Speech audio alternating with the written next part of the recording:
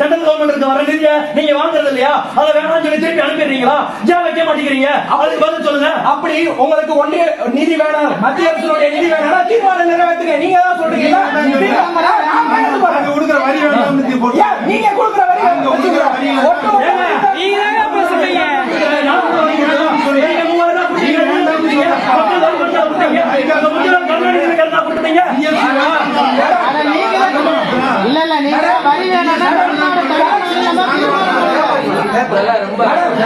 கையெழுத்து போட்டோம்.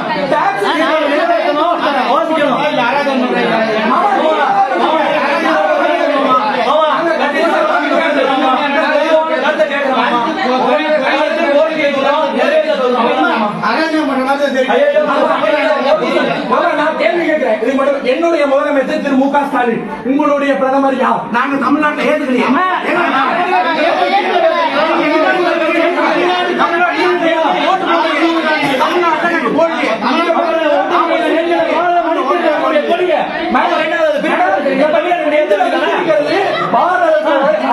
இது சரியா? நரேந்திர மோடி